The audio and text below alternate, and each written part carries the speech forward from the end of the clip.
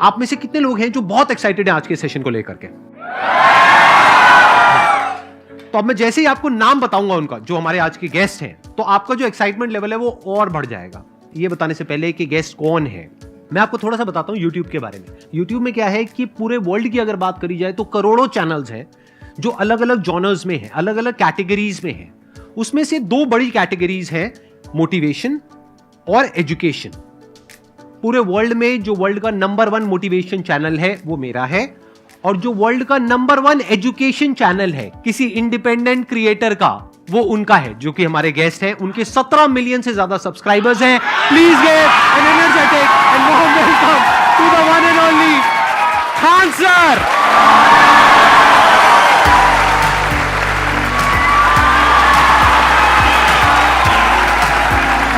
क्या हाल चाल जी, कैसे हैं आप?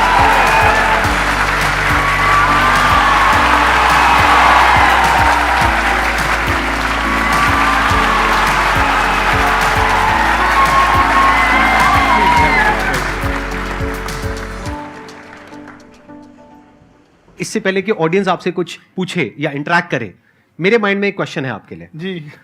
जो बच्चे हैं वो आपके इतने दीवाने क्यों हैं, इतने पागल क्यों हैं आपके पीछे? मतलब मेरे कमेंट सेक्शन में भरा पड़ा था, खान सर कब आएंगे, खान सर कब आएंगे। मतलब ऐसा क्या जादू कर दिया आपने बच्चों के ऊपर? ये सवाल हम आपसे भी पूछते हैं, हमारे पे भी इतना कमेंट आया, इतना मेरे तो ऑफिस में लोग चले आए कि सर कब जा रहे हैं। अच्छा। क्योंकि हम लोग का तो एग्जैक्ट है, वही पढ़ाना है। हाँ। तो देखिए, हम लोग का मेन है कि बच्चों को जो जरूरत रहती है कि अगर लड़का पढ़ने आ रहा है ना, उसके मन में कोई डाउट ना रह जाए। हम उसको कहते हैं कि हम तुम्हें पढ़ा रहे हैं, दम है तो भूल के दिखाओ, याद करके नहीं।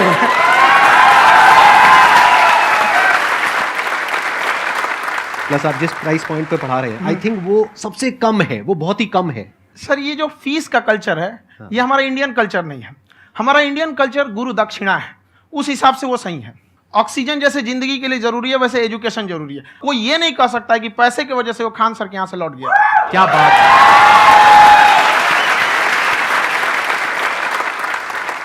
मैंने देखा कि आपका ये जो चैनल है कि ये पिछले 3 साल के अंदर अंदर ही ग्रो किया है। हमको जब चैनल शुरू हुआ तो एक दिन में हम 4-5 वीडियो बनाए।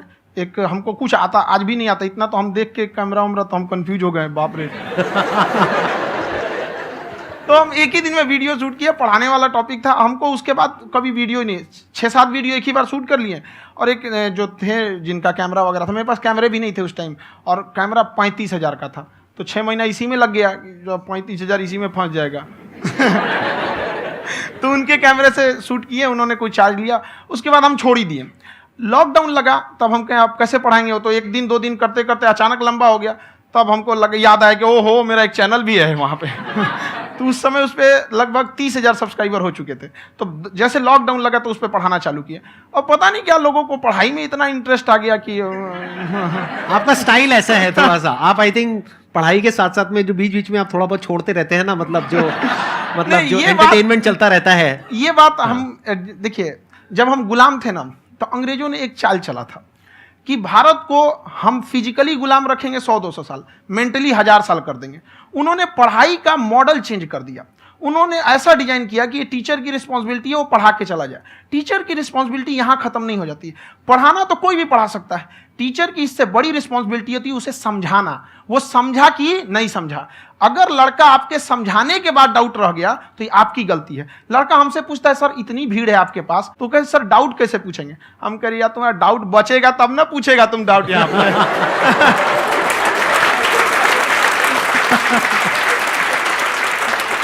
कॉन्फिडेंस नेक्स्ट लेवल है खान सर का, मानना पड़ेगा। और शायद यही वजह है इनकी जो ग्रोथ है उसका। किसी ने शायद सपने में भी नहीं सोचा होगा कि पिछले 2 साल के अंदर अंदर जो आपके चैनल की ग्रोथ हुई है, जैसे आप खुद ही बता रहे हैं कि लॉकडाउन के टाइम पे आपके 30,000 के करीब सब्सक्राइबर्स थे, आज की डेट में 17 मिलियन है। और मेरा एक क्वेश्चन और है, इससे पहले कि ऑडियंस में से आपसे कोई क्वेश्चन पूछे, कि कई बार आप ऐसे भी टॉपिक्स टच करते हैं जो थोड़े से कंट्रोवर्शियल हैं या थोड़े से सेंसिटिव हैं, जिसके ऊपर बात करने की हिम्मत आई थिंक बहुत ही कम लोगों में है। तो आपको कभी ये नहीं लगता है कि कहीं ज्यादा तो नहीं हो रहा है, इसको थोड़ा रोक देते हैं, थोड़ा कम कर देते हैं? क्योंकि कोई लाइन ही नहीं है वैसे तो बोलने को, तो आप कुछ भी बोल दो, कितना भी बोल दो। हुई है कंट्रोवर्सी बहुत बार। एक्चुअली बचपन से हमको फौज में जाना था, और फौज वालों के लिए ये सब मायने नहीं रखता। उसको करना है मतलब करना है, तुम सामने कुछ भी रहो, डजंट मैटर।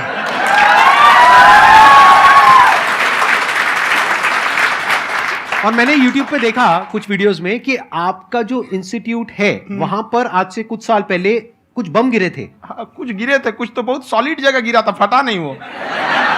मतलब आपके आसपास। हाँ, बम को भी पता है कि टीचर की इज्जत किया जाता है। क्या बात है, क्या बात है। मैं समझ पा रहा हूं कि ये आपके अंदर जो एटीट्यूड है ये कहां से आ रहा है, क्योंकि आप बचपन से ही फौज में जाना चाहते थे, तो आप जंग के मैदान में ही खड़े हैं एक तरीके से। बस फर्क ये है कि आपके हाथ में कलम है, हथियार ना हो करके। हथियार से एक आदमी की जान जा सकती है, हाँ। कलम से बहुत ताकत होता है। शिक्षा एक ऐसा हथियार है ना, हर कुरीतियों से लड़ सकता है, हर तरह की समस्याओं से। और ये एक ऐसा हथियार है, मेटल डिटेक्टर में भी नहीं पकड़ाता है।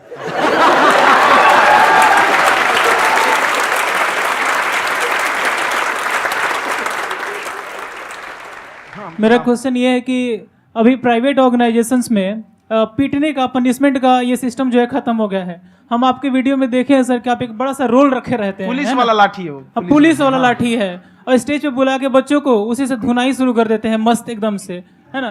तो सर मतलब कि बच्चे मतलब कि डरते नहीं हैं आपसे, और इस तरीके से कैसे कनेक्टेड हैं आपसे, है ना? और एक और क्वेश्चन सर, यूपीएससी का जो आप अपना बैच स्टार्ट करने वाले हैं, ठीक है, उसके बारे में बताइए सर, क्योंकि मुझे मतलब कुछ इशू करना है सर, ठीक है? और संदीप सर को देख लिए, मेरा तो वैसे ही हो जाना है।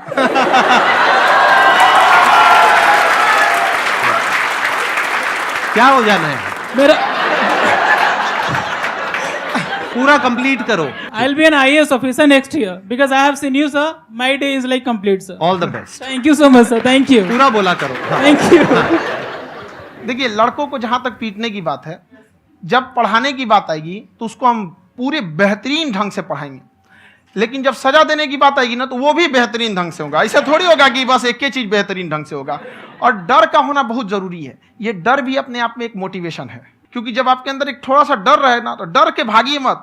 एक ऐसा डर जिसको आप लगे कि नहीं नहीं थोड़ा सा और करने की जरूरत है, फिर तो ये हम इसको क्रॉस कर जाएंगे यहाँ पर। तो लड़कों के अंदर ये डर बनाना भी जरूरी रहता है। और रही बात यूपीएससी वाले की, जो आपने बोला, बहुत सारे लड़के वेट कर रहे हैं यूपीएससी की, क्योंकि 2-2.5 लाख फीस सारे लोग एफोर्ड नहीं कर सकते। और हमारा वही रहता है, हम तो ज्यादातर हमारे स्टूडेंट देखेंगे तो किसी के रिक्शा वाला, सब्जी वाला, यही लोग, इनको तो 2.5 लाख रुपया, इनके पास पूरी संपत्ति नहीं होती है, फीस कहाँ से भरेंगे वहां पे, उसके बाद रहेंगे कहाँ से? तो ऑल ओवर इंडिया से, कश्मीर से कन्याकुमारी तक, गरीब से गरीब भी लड़का उसको पढ़ सकता है। यही कुछ 1000 रुपये मंथली, 12-14 हजार साल का पड़ेगा, खत्म हो जाएगा इतना में।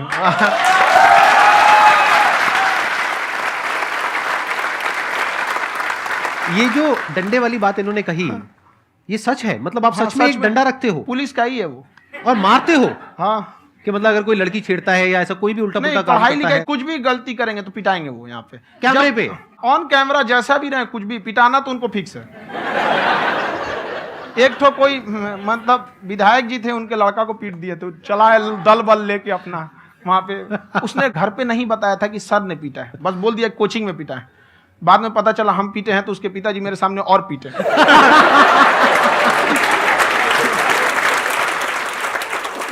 सर आपका सबसे बड़ा डर क्या है, आप दोनों का? फौजी को डरे नहीं लगता है, बाकी अफसर से पूछिए। आज के सेशन से पहले कोई डर नहीं था, लेकिन अब मुझे इनकी डंडे वाली कहानियां सुन करके डर लग रहा है कि कहीं मैंने गलती से कुछ बोल दिया अरे ऐसा और नहीं, इन्होंने कहीं पीछे कुछ रखा हुआ है, और यही आ करके अगर इन्होंने मेरी पिटाई कर दी तो बहुत बुरा हो जाएगा। तो इसलिए हमको थोड़ा डर लग रहा है।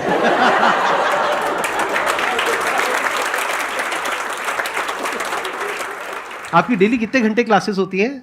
6-7 घंटे। अभी भी खुद ही करते हो आप? हाँ, जो भी हमारे classes स्टाफ करते हो। परेशान रहते हैं। हम 1:30-2 बजे सोते हैं, सुबह 6 बजे उठ जाते हैं, परेशान रहते हैं। यार इतना क्यों करते हो, है ना?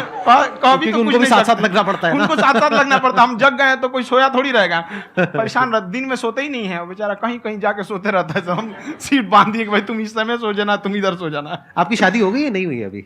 मेरी खुशहाली देख के आप आइडिया लगा सकते हैं।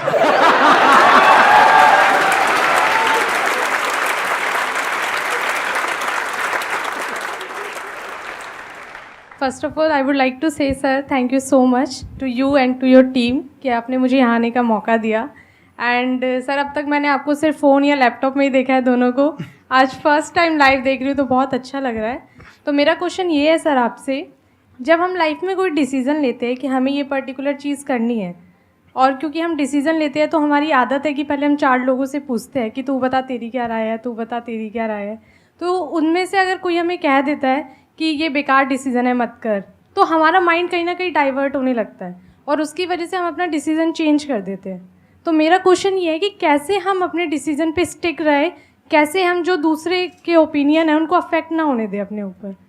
दूसरे से सलाह लेने से पहले एक बार खुद उस पर रिसर्च कर लेना चाहिए, ताकि आप सामने वाला क्या सलाह दे रहा है आपको समझ में आना चाहिए। यहाँ पर ऐसा नहीं है कि कई बार ऐसे होते हैं कि दूसरे वाले को एक्सपीरियंस होता है, तो अगर आपको पहले से आइडिया है, उसके बारे में आप बेहतरीन ढंग से रिसर्च किए हैं कि क्या इसमें प्लस पॉइंट है क्या निगेटिव है, उसके बाद आप किसी से सलाह लेने जाइए। ये नहीं कि मन में आया सीधा बता गड़बड़ा जाएगा। तो वहाँ पे पहले आपको R&D करना पड़ता है, समझ में आया कि नहीं। और जिंदगी हो या गाड़ी, जीतेगा वही जो टाइम पे गियर चेंज कर रहा है।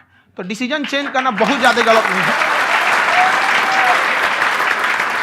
इन्होंने बहुत अच्छी बात कही है और मैं इसी बात में थोड़ा सा और ऐड ऑन करूंगा कि ये जो आपने कहा ना कि अपने डिसीजन पे स्टिक कैसे रहें, ये कोई अच्छी क्वालिटी नहीं है, क्योंकि टाइम टू टाइम आपको अपने डिसीजंस को चेंज करना होता है। जैसे आपने 4 लोगों से डिस्कस किया, कोई इंसान कुछ पॉजिटिव बोल रहा है, कोई नेगेटिव बोल रहा है, उससे फर्क नहीं पड़ना चाहिए। डिपेंड ये करता है कि वो जो बोल रहा है उसका बेसिस क्या है।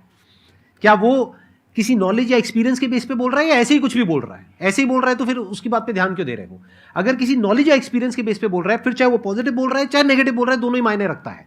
उसके बाद में रिसर्च करनी है और फिर रिसर्च करने के बाद में फाइनल डिसीजन अपना खुद का होना चाहिए। अब वो डिसीजन उससे अलग भी हो सकता है जो आपने पहले लिया था, और वो सेम भी हो सकता है। सर मेरा क्वेश्चन दोनों से है आपसे, how to deal procrastination and laziness. हमारा ब्रेन है ना, ये बहुत आलसी टाइप का है, इसको आराम खोजना पसंद है। अब थोड़ा सा भी आप इसको आराम की ओर लेके चले गए ना तो फिर उधर ही रहेगा। आप सोचेंगे 10 मिनट आराम कर लेते हैं ना, तो 10 मिनट 2 घंटा बना देगा। उसको टॉर्चर कीजिए, चल 10 मिनट बाद में उसको आप उस पर हावी मत। वो कह रहा है कि हमको आराम चाहिए, आपको हाँ आराम मिलेगा, पहले काम फिर मिलेगा आराम। तो आप उसके हिसाब से मत चल। आपका मन कर रहा है थोड़ा सा देख लेते हैं, कोई नोटिफिकेशन आया, आप कोई काम कर रहे हैं, क्यों पहले काम कर लीजिए, बाद में देखिएगा ना नोटिफिकेशन। आप हावी मत होने दीजिए यहाँ पे। अगर आप 5 मिनट भी थोड़ा सा लूज पड़े ना, थोड़ा सा कमर सीधा कर लेते हैं, 2 घंटा बर्बाद कर दिया आपको। हावी मत होने दीजिएगा उसको अपने ऊपर। प्रोक्रेस्टिनेशन को तोड़ने का एक ही तरीका है, सबसे छोटे लेवल पे ले जा करके उस गोल को तोड़ दो। यानी वो गोल बहुत बड़ा है, उसको ब्रेक डाउन करो, उसके सबसे पहले स्टेप पे आ जाओ कि उसको अचीव करने का सबसे पहला स्टेप क्या है। जैसे गाड़ी चलाना सीखना है, उसका सबसे पहला स्टेप क्या है। अगर घर में कोई नहीं है सिखाने वाला या सिखाने वाली, तो बाहर जा करके जो गाड़ी का ड्राइविंग स्कूल है उधर जा करके पैसे दे दो। अब फंस गए ना तो फंसा दो अपने आप को। दिमाग ये लगाओ कि अपने आप को कैसे फंसाया जाए। जब हम फंस जाते हैं ना तो फिर हमको वो काम करना ही पड़ता है। Then there is no looking back. जब तक आप सोच रहे हो तब तक सोच रहे हो, उसको बोलते हैं पैरालिसिस ऑफ एनालिसिस, कि आप सोचते चले जा रहे हो अपने माइंड में, मैं ये करूंगा वो करूंगा वो करूंगा वो करूंगा, और प्रोक्रेस्टिनेट हो रहा है, वो चीज टलती चली जा रही है। तो उसको छोटे से छोटे लेवल पे ब्रेक डाउन करके उसको कर दो, दैट इज नंबर 1।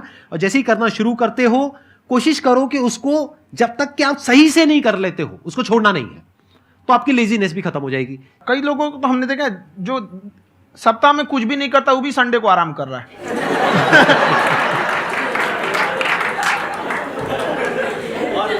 वैसे कहा भी जाता है कि अगर कोई काम आपको करवाना है ना तो ऐसे किसी इंसान को दो जो बिजी है। हाँ। ऐसे आदमी को मत दो जो खाली है। ये परफेक्ट एग्जाम। किसी को भी आप देखिएगा जिसको आप कहते हैं कि मतलब थोड़ा ठीक ठाक आप समझते हैं कि नहीं ये बहुत आगे निकल, वो एक काम को खत्म करने के बाद कभी आराम नहीं करेगा। एक काम खत्म हुआ उसको लगेगा हाँ एक खत्म हो गया, अब दूसरा करना चाहिए। और वही जिसको देखिएगा एक खत्म हो गया और आराम करना चाहिए, कभी नहीं, लाइफ में आखिरी सांस तक। सर यहाँ पे सब हिंदी में पूछते हैं, इंग्लिश में पूछते हैं, मैं भोजपुरी में पूछूं? जौन भाषा ठीक लगे तोने में पूछ दो। हाँ सर।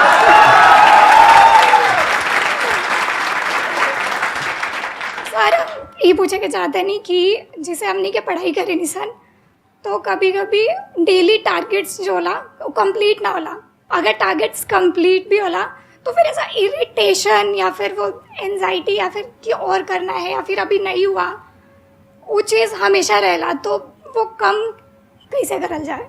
देखिए टारगेट्स को ना हम लोग को एक अपने हिसाब से पहले फिट करना चाहिए।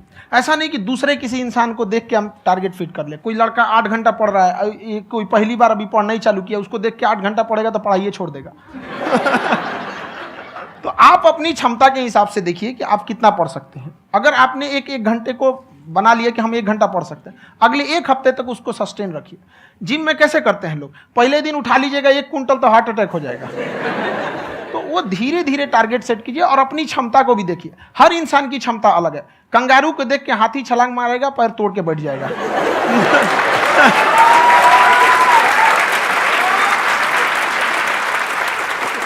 अब संदीप सर का मोटिवेशन देख के इसका मतलब क्या कि ट्रेन के आगे खड़ा हो जाएंगे, ढकेल देंगे तुमको। हालांकि ऐसा कर देते हैं, लेकिन ऐसा करिएगा लोग नहीं, क्षमता पता होना चाहिए। आपके अंदर एंजाइटी हो रही है कि मैंने कर तो लिया है। आप ये नहीं कह रहे कि मैंने कुछ भी नहीं किया है फिर मेरे को एंजाइटी हो रही है। आप ये कह रहे हो मैंने काफी कुछ कर लिया है फिर भी एंजाइटी हो रही है कि कहीं कुछ छूट तो नहीं गया है। तो बेसिकली आपको ये देखना है कि अगर आपके अंदर ये एंजाइटी हो रही है, that means you are a very good student. आप एक अच्छे स्टूडेंट हो। क्यों? क्योंकि बहुत सारे स्टूडेंट्स तो ऐसे हैं उनको पढ़ने के नाम से एंजाइटी होती है। तो आपको एंजाइटी हो रही है कि मैंने पढ़ लिया, दिन में मानो 8 घंटे का आपने टारगेट सेट किया और 6 घंटे पढ़ लिया, या मान लो 8 घंटे भी पढ़ लिया, फिर भी एंजाइटी हो रही है कि मैंने 10 घंटे नहीं पढ़ा। तो ये तो अच्छी क्वालिटी है ना, ये तो एक ब्रिलियंट स्टूडेंट की क्वालिटी है, क्योंकि एंजाइटी उसी को होती है जो केयर करता है, जिसको परवाह है, उसी की तो एंजाइटी होती है। जैसे माँ को अपने बच्चे की, जैसे एक माँ को अपने बच्चे के, जैसे एक माँ को अपने बच्चे को लेकर के एंजाइटी होती है। हंस लो मजाक उड़ा लो मेरा। कोई बात नहीं, एडिट कर देंगे इसको हम। हाँ।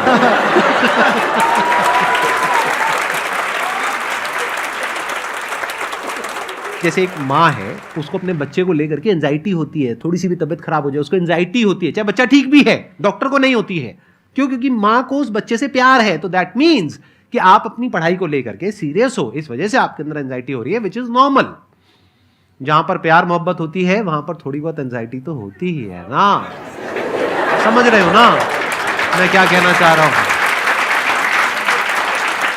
आप लोग समझ रहे हो ना मैं कहां जा रहा हूं? जब वो किसी और से बात करती है तो एंजाइटी होती है ना।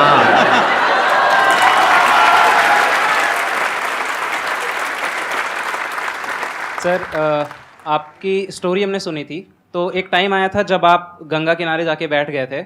उस समय आपको कुछ समझ नहीं आ रहा था, तो उस समय मतलब आपने ये डिसीजन कैसे लिया कि अब आगे नहीं, यहाँ से वापस जाना है? रास्ता ही नहीं था। घर जाने के लिए एटलीस्ट 90 रुपए चाहिए थे, जेब में 40 रुपए थे। कैसे घर जाते हैं? और हम गंगा के किनारे चुपचाप बैठे बैठे हम कहें कि अब बहुत टेंशन हो गया, अब घर जाना चाहिए। रूम पे, तो किराए के रूम पे ही आदमी सारे लोग रहते। गए वहाँ पे तो रूम लॉक हो गया था। तुम खटखटाए तो ऊपर से गुस्सा से बोले जो ऑनर थे, क्या टाइम हो गया है? तुम कहे 9-10 बज रहा होगा। घड़ी देखिए तो 2 बज रहा था रात का, 2-2:30 बज गया था। वहाँ टेंशन में आप, तो होता है कई बार ऐसा समय आएगा कि लगेगा जैसे अब कुछ नहीं हो सकता है। तो इससे घबराना नहीं है। कभी कभी गुच्छे की आखिरी चाबी भी ताला खोल देती है। जो बातें आपने बताई कि घर में प्रॉब्लम्स ये वो, ये तो बहुत लोगों ने फेस करी वहां पर। आप अकेले नहीं है, बहुत लोगों ने ये प्रॉब्लम्स फेस करी, बहुत तरह की प्रॉब्लम्स देखी, बहुत तरह की स्ट्रगल्स देखी, लेकिन वो सब इतने कामयाब नहीं हो पाए जितने कि आप हुए। तो आपके अंदर ऐसा कुछ ना कुछ है जो औरों के अंदर नहीं है। तो वो मैं जानना चाह रहा हूं कि वो ऐसा क्या था जहां से कि आपका दिमाग यहां तक सोच पा रहा है कि मैं पूरे इंडिया में इतने बड़े लेवल का चेंज लेकर के आ सकता हूं, एजुकेशन फील्ड में रेवोल्यूशन लेकर के आ सकता हूं। ये सोचना ही बहुत लोगों के बस का नहीं है। मेरी एक खुद की थिंकिंग, अगर हमको कोई 100 रुपए किसी काम के लिए दिया, हम सबसे यही कहते हैं, तो हम कोशिश करते हैं उसे 200 का रिटर्न दे। अगर कोई हमसे 200 रुपया फीस दे रहा है, 250 दे रहा है, तो हम उसको ये कोशिश करते हैं कि तुम्हें ऐसा लगे कि नहीं भैया हमने 10-20 हज़ार का पढ़ लिया यहाँ पर। वो ईमानदारी से कभी कमी नहीं। और हमेशा अगर हम प्रॉमिस एक्स का करते हैं तो डिलीवर 4x करना चाहते हैं। ध्यान से सुनना और ध्यान से समझना इस फर्क को। अगर आप समझ पाए तो बहुत आगे जाओगे लाइफ में। एक वो होते हैं जो ये सोचते हैं कि हमें सब कुछ मिल जाए, हमें कुछ भी करना ना पड़े। दूसरी कैटेगरी होती है लोगों की जिनको जितना मिलता है उसमें भी चोरी चकारी करते हैं या कोशिश करते हैं कि उससे कम दे सामने वाले को जितना कि हमें मिल रहा है। तीसरी कैटेगरी होती है लोगों की, जो इनके जैसे लोग होते हैं। वो क्या करते हैं? वो ये सोचते हैं कि अगर मैंने किसी से 1 रुपए भी लिया, देखा जाए तो 200-250 रुपए कुछ भी नहीं होता है, 200-250 रुपए अगर मैंने लिया तो कैसे उसको 400 रुपए की वैल्यू दूं। ये जो थिंकिंग है ना, यही एक फर्क होता है एक ऐसे इंसान में जो बहुत आगे निकल जाता है और उस इंसान में जो मीडियोकर रह जाता है। आप अपने आप को अपने आप के ऊपर समय दीजिए, उसको डेवलप कीजिए। जब आप अपने आप के ऊपर खर्च करते हैं तो आने वाले समय में लोग गूगल पे आपको सर्च करते हैं। क्या बात है सर, ये आपने अभी बनाया है या ये कोई पुराना आपका वो है? बनते रहता है, इसे फ्लो में बन जाता है। आपके अंदर ना सर एक कवि छुपा हुआ है कहीं ना कहीं जो बाहर आना चाहता है। कभी ना कभी आपने सोचा होगा कुछ?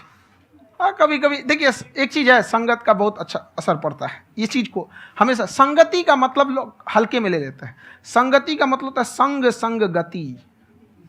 तो अच्छे लोग के साथ रहेंगे तो संग संग अच्छी गति होती जाएगी, खराब में रहेंगे तो ये भी होता है। बट अपने आप को थोड़ा सोचना चाहिए कि हम केवल जी के मर जाएं इसके लिए नहीं आए हैं।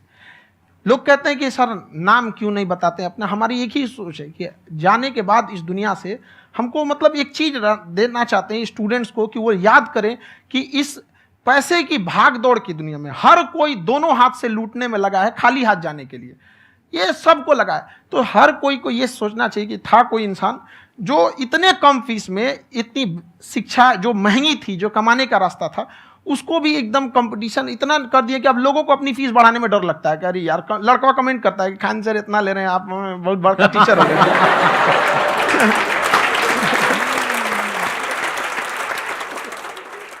खान साहब की एक क्लिप है, ये समय और समझदारी में बहुत फ़र्क होता है। अगर समय रहते समझदारी आ गई तो इंसान कामयाब हो गया, लेकिन अगर समय चला गया फिर समझदारी आई फिर तो बेकार है। तो सर मतलब कुछ आपको ऐसी चीज़ लाना चाहिए जो मतलब बच्चों जो तैयार हो रहे हैं उनको ये चीज़ें मतलब एंड टाइम पे दिखे। समझ रहे हैं आप मेरी बात? नहीं समझ?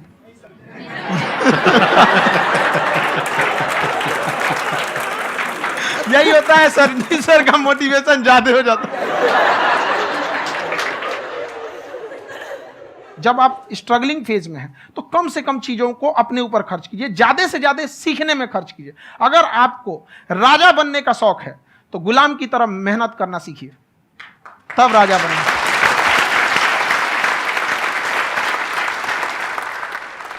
ये दुख, ये दर्द, ये सब तेरे अंदर है। तू अपने बनाए इस पिंजड़े से बाहर निकल के देख, तू अपने आप में एक सिकंदर है।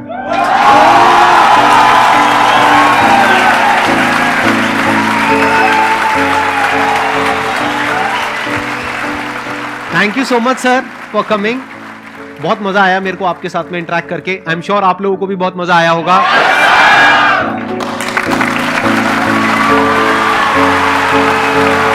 Thank you so much ji.